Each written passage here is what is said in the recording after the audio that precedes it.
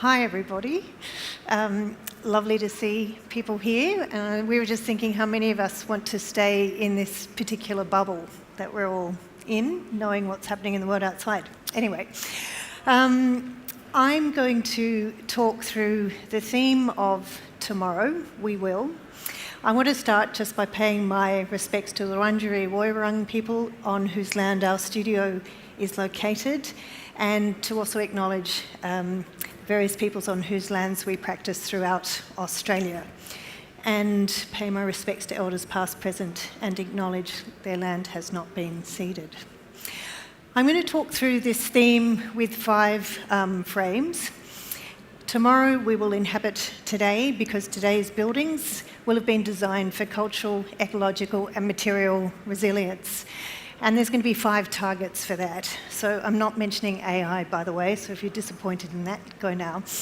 Diversify our empathies, refocus on the architecture of housing, strengthen civic infrastructure, reuse what we've got, and design for resilience. And I'm going to talk through a range of projects very quickly. There is a lot here, but the reason for that is because I'll show you some of our more renowned works, but which are highly bespoke. But I also want to cover a lot of ground of the ordinary everyday project, because tomorrow I would hope that every building we do is done with care and diligence and good architectural attention.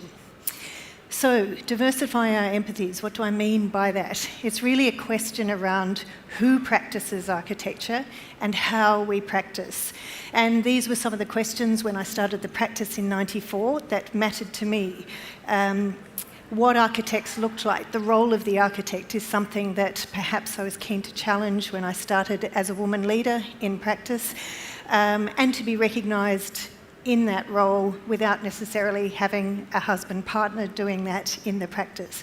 How we might demonstrate different kinds of architectural leadership, have authority, but also kindness and capacity to listen and be responsive, and a counter, if you like, to some of the myths around the heroic 20th century architects. So showing strength and sensitivity, leadership and keen listening.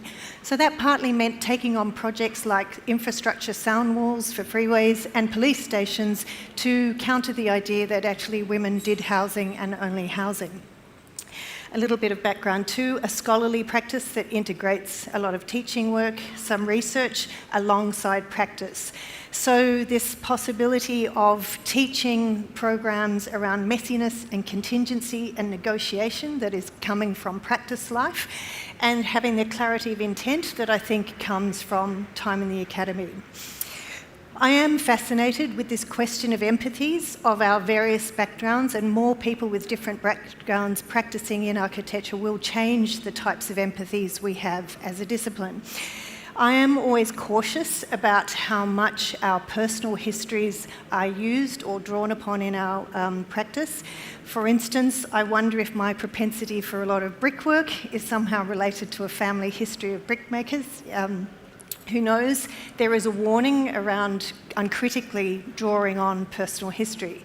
But having said that, even though I would never say our buildings are gendered per se, I would say that one's experience might change how you understand and deal with a design problem. So for instance, in this project here, the Jock Comedy toilet block, the humble toilet, a very important civic infrastructure, able to draw upon memories as a woman of entering public toilets, kicking the door, etc. These are the sorts of things that influence and hopefully make for better design. And in that sense, I think is a case for expanding who practices for the different sorts of empathies we can bring to bear on projects, especially with things like health projects that need for empathy, our capacity as architects to put ourselves in the shoes of others and in the spaces of others. Some of our stats, we've always had a long-standing majority of women in the practice, which you can see across all levels within it. But I think there's a bit more to do on our team in terms of our metrics, I would say around generations and ages of practitioners too, as well as heritage. But more broadly, the determination to have rigorous design culture, but also a supportive workplace. And just, I thought, by way of a bit of history, of the gold medal in Australia, there's been more Johns than women in architecture in Australia to receive the gold medal. But I do think in terms of diversifying who practices and how, last year was a really interesting one. Leslie Loco was acknowledged with the gold medal here, in the UK.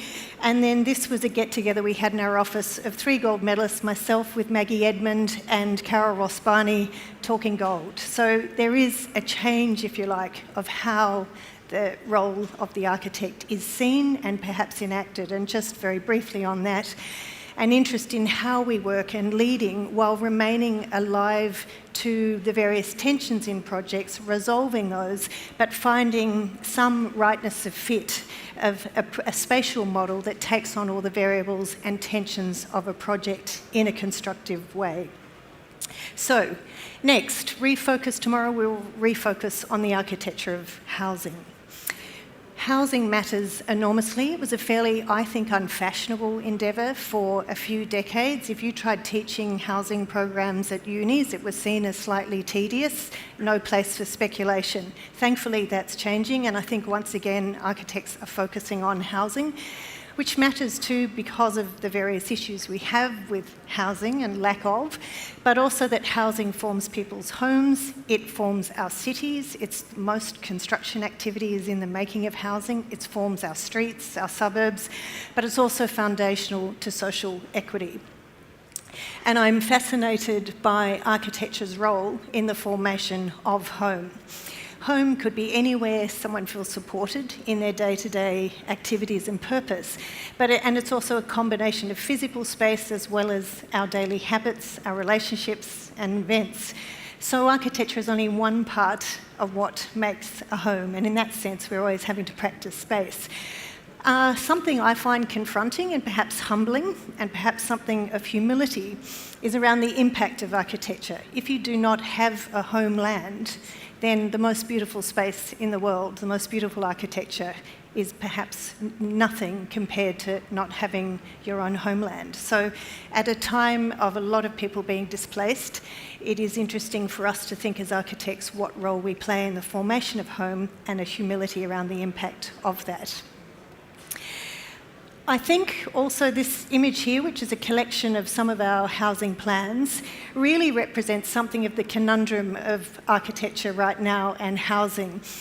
We have a lot, we're sort of two ends of the spectrum, the one-off bespoke house and then the, if you like, ready-to-wear multi-residential project for an unknown client. And the question of size, it's always fascinating. Australia has the largest houses. I tried to blame Americans for that last week in California, but alas, Australia has the biggest ones. There's line through comparing some of our plans with that statistic, what people think they need or how much space for the making of home. We do some one-off houses, and I still find the single house a place for invention. For instance, here, the apartment house as a hybrid of house and apartment, a primary and a secondary dwelling, so it's a model for doubling density on suburban blocks, or building on local Victorian legacy through exploring that in the Big Hill House. The Hanging Rock House, which explored ideas about landscape and interior being contiguous and held together by a substantial rhomboid roof. Or the compact dwelling, a compact rural residence for downsizers in the thing. And then there is the more bespoke. So I thought I'd just give one example of a bespoke house and then move on to some multi-res. So this was for a photographer on a site on the Great Ocean Road, high bushfire area. All of our sites seem to be bushfire ones. And early sort of sketches through to the final house, this idea of providing her with a back, a series of nooks for living, a house that has her back. So fire-resilient envelope made of precast concrete, internal walls that create the nooks for living, and then the resultant plan, a sort of nook for each activity in the house. So highly bespoke for someone who, as photographer, loves light and dark, a house that explores sense of darkness, relatively mute from outside, and then a device for framing the landscape outside, always with this square format, effectively a veranda being one room deep. And then this unfolding enfilade of nooks internally and the play of light with a dark ceiling. So here we have something highly bespoke for one person. And it's interesting to think, really, how can we scale something like this? Not particularly easily. So this turning our attention more to the multi-residential project, and I think an area for us all to focus at scale.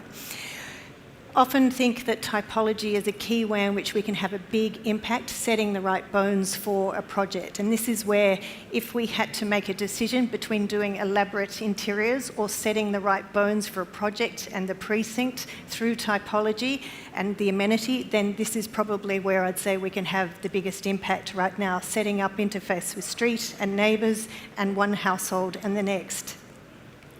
Napier Street was a very early project of ours in 1999, a medium density project of 11 units, and it was also the beginning of thinking about putting our effort into the building envelope, the enduring bones of a project, but also the beginnings of exploring what it meant to work with the context that it's in, finding a way of somehow a hybrid of warehouse and cottage typology, speaking to that particular neighbourhood without resorting to mimicry.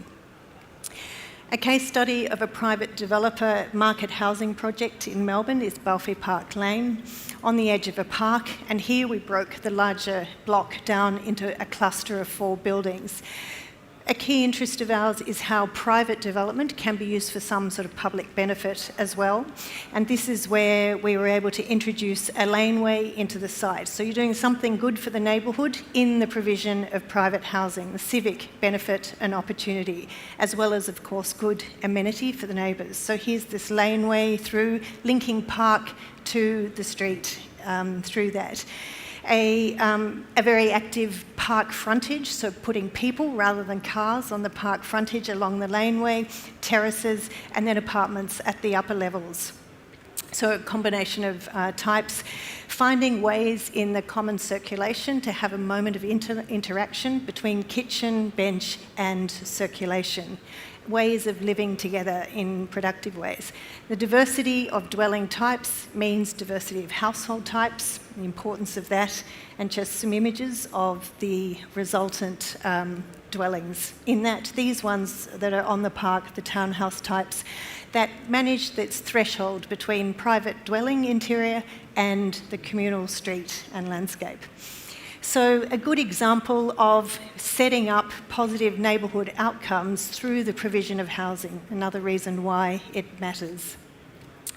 Kerr Street is a project that also incorporates some heritage fabric. It's a private build-to-rent, and it had a heritage base, and we put this new series of apartments on top with townhouses skinning the heritage. I put this diagram in to really make the point that every time we put in a planning proposal or a submission, we are effectively advocating for what we think is a better way to make our suburbs.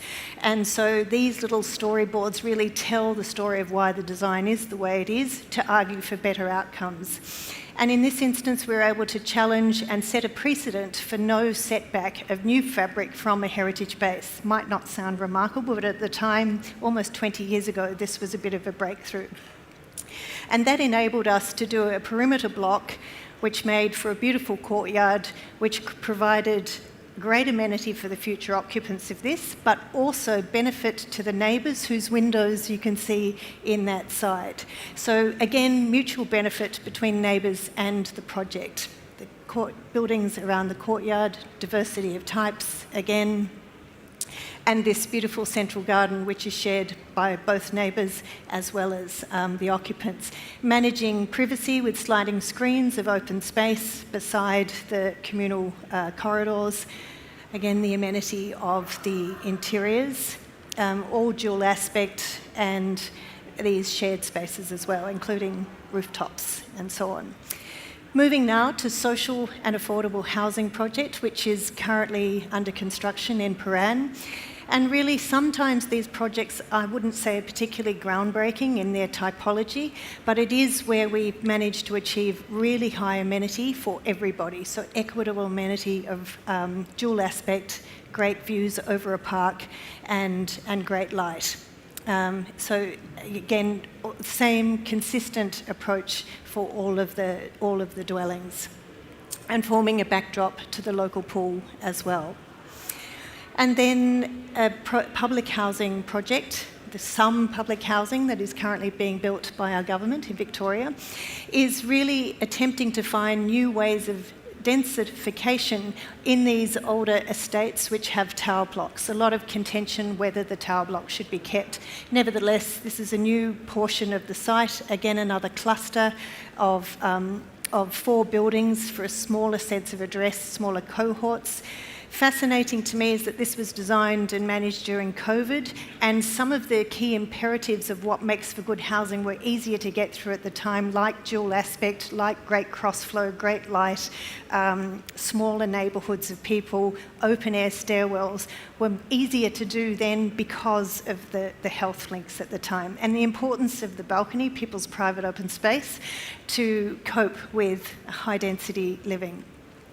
Questions that came out of that for us, especially conundrums for social housing, is when you're designing for everyone or designing for no one by adopting sometimes a sort of more generic language. And is architectural neutrality, does that make sense in a multicultural place like Melbourne? Romance of the commons, who common spaces work for, especially laundries, and a desire of the public tenants for their own laundries. What makes for homeliness, and points of attachment. Just to finish on the housing section, even though a lot of what some of the issues around housing are structural financial issues, I do think we can advocate for better outcomes and do our part in regards to that, of housing as a basic right. And just a reminder that we've all been aware of this for a very long time. It's been written in 1945 in Australia, and yet we are in the dilemma that we are now with that not happening. Strengthen civic infrastructure. The importance of our modest, sometimes civic buildings that dignify the everyday and celebrate the locale, where we are, why one place is different to another, a way to put us in the world. Now, like many, I had a education that gave me a lot of overseas precedents, some of them, and Eurocentric, a little bit from Japan, US, particularly Venturi. And it was interesting to me to also look at someone like Edmund and Corrigan's work, which gave us a way to act locally or draw from our own suburban vernacular. And in particular, through our police station work, these modest little buildings, we used, even though they had the same brief, it was how they might be nuanced to reflect their particular and diverse communities. So, for instance, in a greenbelt suburb that identifies as very green, a green glazed little station. Ditto Marysville, a place of timber, so timber work there. And developing new typologies for the police, a mini city of little blocks of different functional areas for a different kind of station. But other repeat building types, for instance schools, I think are fundamental, the quality of those, to creating civic infrastructure that supports community. And if you look through Melbourne, all the way through are these marvellous little buildings that have endured for a very long time, that are foundational to a suburb's community infrastructure. And so the number of public schools we've been working on are always adding to that and understood within that, the way in which a local school holds communities together. So, for instance, Northcote responds to its heritage building and speaks with that. Preston, ditto, responds to its neighbouring terraces. They each reflect their context. This one in Dandenong, on a highway, on big box retail, converts a gym into a STEM facility for schools. As a more detailed case study, Clyde Creek Primary School is where, in the formation of a new suburb, the school is one of the first bits of community infrastructure. This is what we started with. This is what eventuated. So you can see in these areas a lot of housing, not a lot of community infrastructure sometimes, and so the school becomes essential to that. So we were determined to use the school rather than plonk a series of buildings, create a more meaningful territory and central space. We were using templates. All we did was really crank those templates so that they held community better with this courtyard space, and a series of interconnecting verandas. So these are really using very conventional construction techniques, templates and so on, to make a difference with space making in those areas. Excuse me. And with places like this too, the facilities are not just for the school community, but for the broader community as well. And they adopt mainly a domestic scale, but here also a civic scale. So the gym is for everybody's use. Similarly, Fisherman's Bend, which is a university campus, an architecture and engineering one, brownfield site just outside of Melbourne's CBD. A place that has had great transformation over 10,000 years, a place that's been occupied by millennia by the Bunurong and Woiwurrung people of Melbourne, and how this landscape has been transformed to an industrial one through changes to its ecology. So very simply, even though it's a campus, it has created a catalyst for that precinct and introduction of a more porous set of pathways through landscape and some site repair from heavily transformed grounds. A project I presented just earlier in the civic community buildings, the Round, which was done with BKK. It's a large theatre building. So for a suburban theatre centre, very important for that local community, again in a big box landscape. So the question was how to use this as a way to make place. So a series of bites, it reflecting the adjacent conditions, these place-making possibilities around the perimeter of the building, bites out concave space to create more landscape opportunities and places for the incidental and day-to-day enjoyment of community, not just inside, but its perimeter, place to walk your dog, and so forth. This, which becomes carols by candlelight, and so on. So formal and informal community activity. We cannot talk about tomorrow without thinking about reusing what we already have, and it's always a question for us, can we use what we've already got?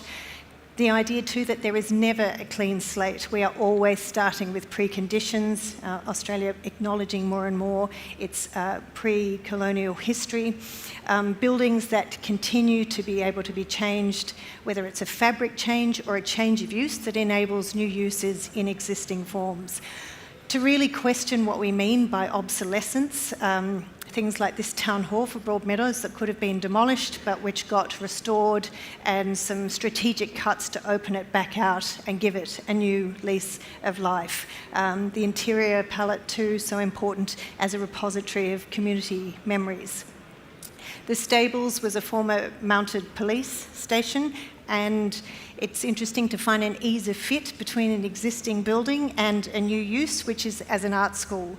The cellular and the good light made very good sense. 2 art students, 1 horse, which fit beautifully in those existing stable buildings. So a space of making, but also a place for exhibitions.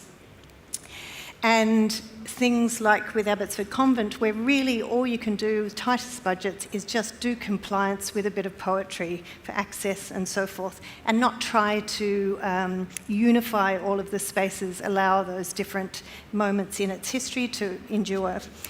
Even Ugly Ducklings, these little 6-pack apartments, brown bricks, the clients thought we would just demolish it and start again, and we thought, no, actually it's a really good little building, great bones, just re-landscape and retain.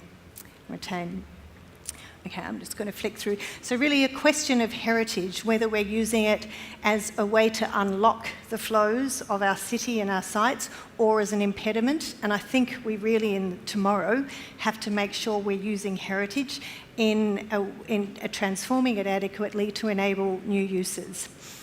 I'm going to finish with 2 last projects. This one, the Holocaust Museum, which really tries to answer the brief of a Holocaust museum in quite different ways. What is the role of architecture in that?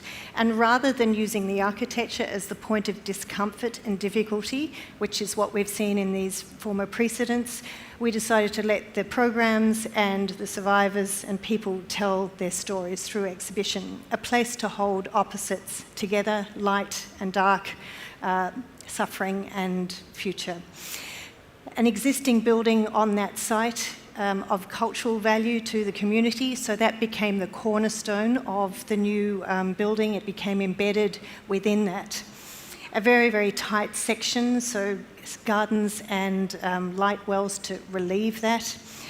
This interest in what it means to the sort of heritage from afar as well that we were dealing with, and this idea of crystalline and this threat of fragility. So a facade that is both resilient and as well as transparent, and avoiding the bunker trope of a lot of museums. So here you see this sort of stitching in and patchwork of the original facade with these new elements in this glazed brick element, this weaving of the two together.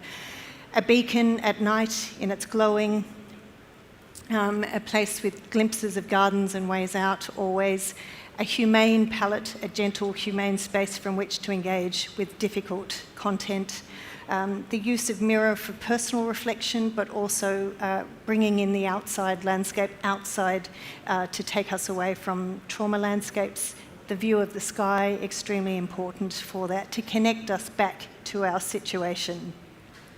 And then as we go up the facade, the calibration to this lighter and more delicate space and beauty and calm.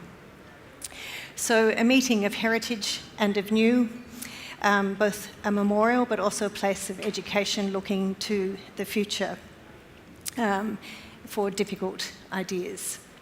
And finally, the design for resilience, the sort of last interest and area for today. To shift, in particular, with our understanding of landscape as a system and as an ecology, rather than just a beautiful visual prospect. And partly this interest in this came about from a lot of walking, especially the Gularabaloo Trail, the Lurajari Trail, and when you walk, you appreciate changing landscape. So how our buildings might enable the flow of landscapes and ecologies rather than impede them, first played out in the Conowara House some time ago. So an earlier museum which explored engaging with the dynamics of landscape rather than resisting them, imagining a museum that comes out of the floodplain. So a lot of these themes play out in the Bundanon Art Museum and Bridge, which is in Shoalhaven, just 2.5 hours south of Sydney. And it was here that we thought, how might a museum build for resilience, for climate adaptation, but also not impede the flows of country and in fact care for country. A place of great fires at times, but also of inundation. And yet it's also a place that the Dharawal and Wadi and Yuin people have cared for years and managed this place for millennia. So it's more the problem of how we choose to build and how we choose to settle in these dynamic landscapes. Its purpose is to foster an appreciation and understanding of art and environment. And here we see Arthur Boyd's painting on the left and the actual landscape on the right. The site was gifted from Arthur Boyd, and it's a wonderful place to compare the imaginary landscapes with the actual ones.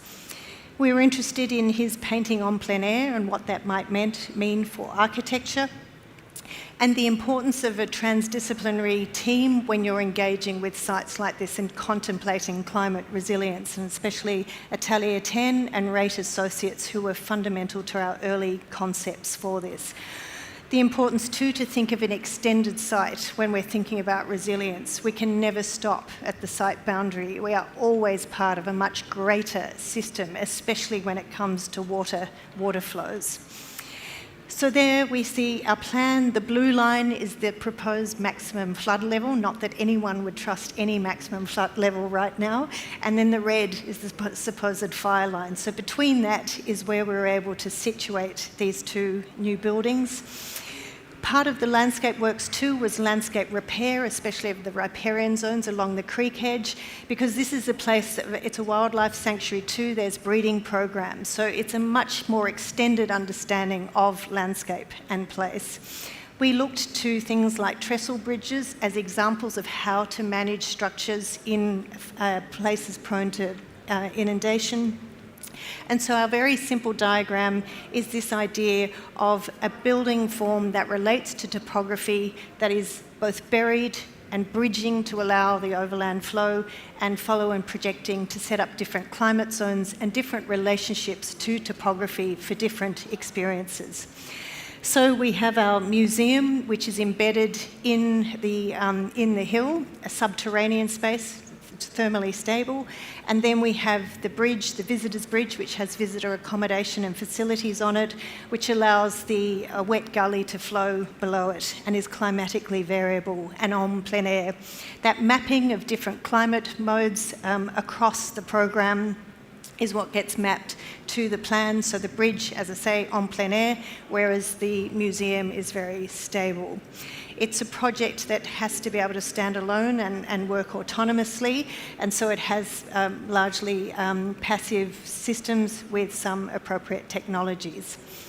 Also, as users, one of the ways we might connect with place is to actually engage with it and tune our room. So instead of just flicking a switch and that's it, the aircon's on, interesting to say that standing in Singapore, here you can adapt the light, the airflow and so on through very, very dumb analogue systems. And I will say, as an aside, tomorrow we might have more really dumb systems, because sometimes I would say our buildings are becoming so smart that they're unusable. Anyway, that's an aside. So very quickly, a little walkthrough of the final project, this idea of the museum as a whole of site and building for climate resilience. So approaching the bridge as a datum, which registers those beautiful gullies of the Shoalhaven Hill and landscape. The mini bridge leading to the main facilities, which helps you escape in the event of inundation. When we first arrive in the main plaza, you can see the bridge spanning over the wet gully, allowing the flow underneath, and I have experienced that. It's pretty phenomenal. The double roof, the protected open-air cafe space where the bridge meets the ground. And then the museum front, which is fire resistant, so the concrete, a very different tectonic, and you see those existing heritage buildings in the corner. So in the museum space itself, we really have a sense of mass being subterranean, this fantastic groundedness, experience of that. It's big enough to handle really, really large environmental works, which we can see here. And then also a very strong programming, especially of First Nations and Aboriginal artists, as other ways into understanding country and relationships to place in new ways. And now back to the bridge, and you can get a little glimpse of the Glen Murcutt building through there, which was our neighbour in this. So heading back along, the sense of prospect that we get from the bridge, a very different experience of place. These open-air learning spaces which divide the pavilions underneath the big long roof and look back to that heritage cluster. These key rooms also ways to frame that beautiful landscape, and in particular some of the key views that Arthur painted a lot. Points at which we're just suspended above the gully, again as ways to connect you to place through the feeling and experience of that suspension, of that climate, feeling hot sometimes and so forth. Walking along the passageway to the different accommodation rooms, very modest little bedrooms, the colours of the sky from Arthur's paintings. Then at night, this sort of lantern suspended in this very beautiful place. You can see there it's 160 metres long, a lot of PVs along that roof. And here, this path from earth to air.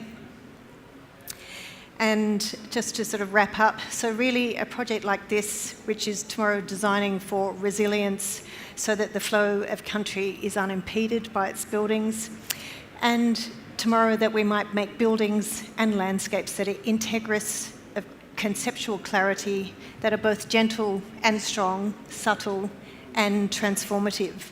But finally, that tomorrow we will inhabit today, because today's buildings will have been designed for cultural, ecological and material resilience. Thank you.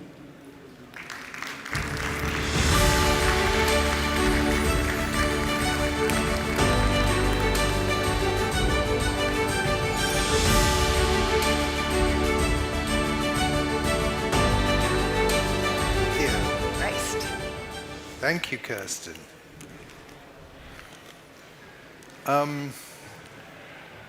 While our minds are on that last,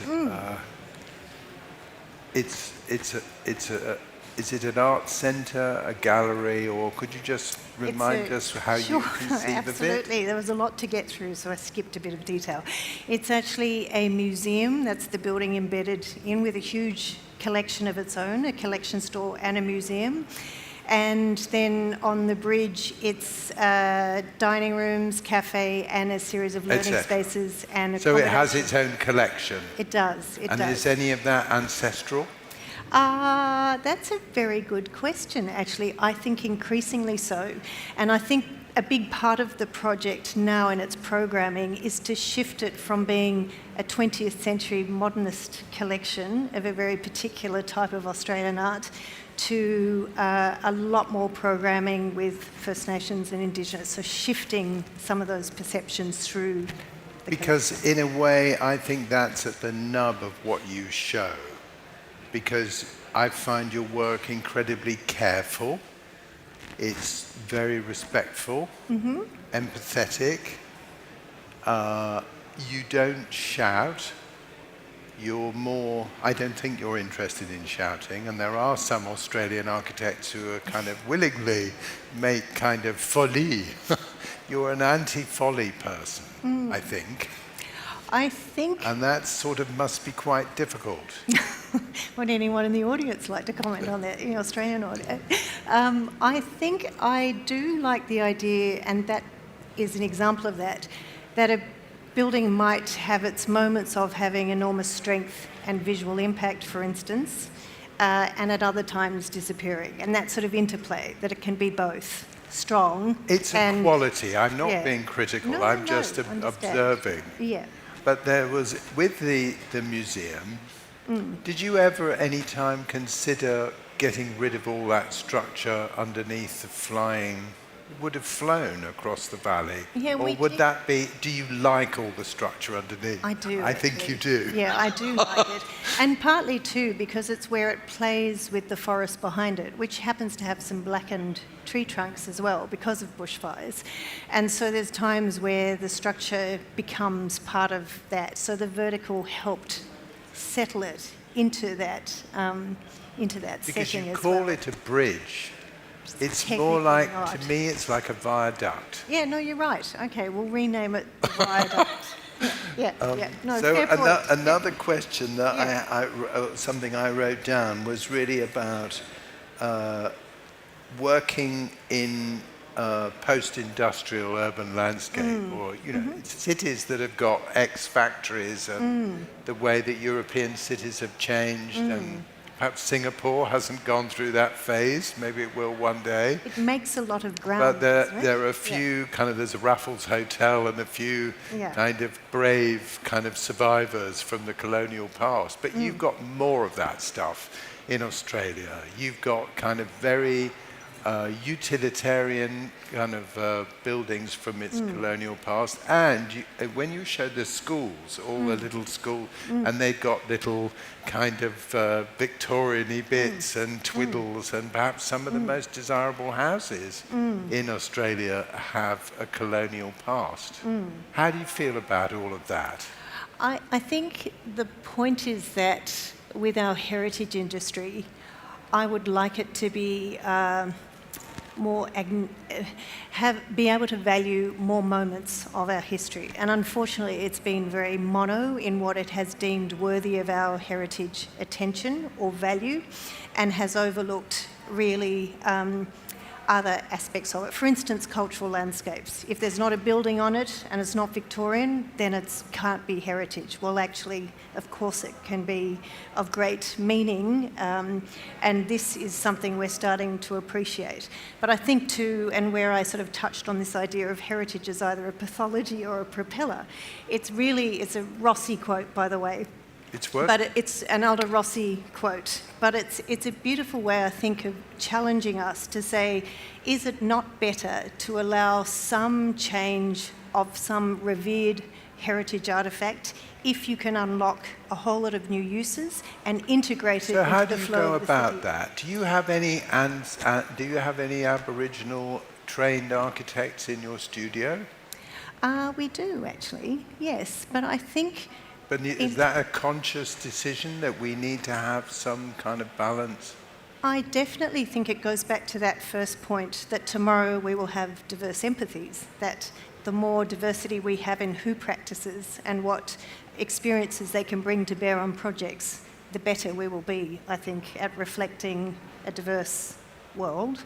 But I think too, I would hope that in the studio, it's not just the Aboriginal architect who bears responsibility for this thinking. We all do, and I definitely think that's a big shift in practice in Australia at the moment, is that attention and consideration within practices.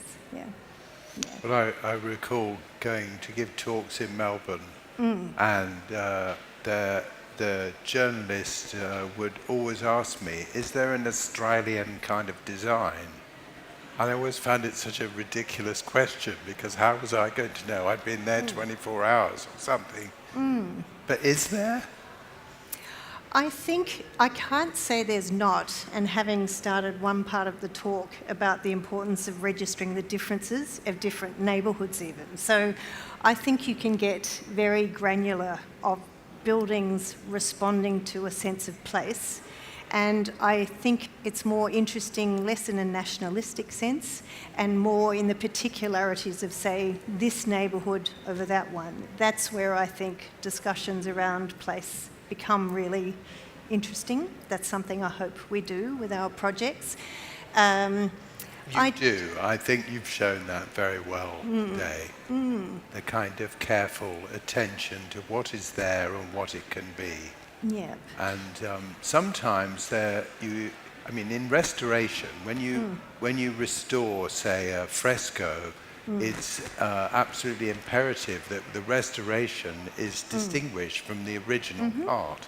And I noticed you doing that with I think another arts project with a house with the gables, and then you buried it in a sort of surrounded it with a concrete wall, almost as though it was camouflaged. Yes. And then you painted it all the same colour. Exactly. Yes. As a sort of blending. Yeah, and I think that goes back to an interest in, and you can put this down to my 1980s education probably, but an interest in undoing some of the opposites that have made for a lot of architecture, that new has to be different to old, or that this can't look like that. And I think actually juxtaposition is not always the thing. You could have a more subtle relationship and consideration between different moments in a building. Does that make sense? And I think in that building, as you go up, the walls become filters for light, and you use a very regular material. I don't know whether it's just brick glass or bricks block and clay bricks to make sort of. I thought that was very beautiful. Anyway, lovely work, Kerstin. Thank you so much. Thank you for sharing Pleasure. it with all of us. Thanks Thank very you. much.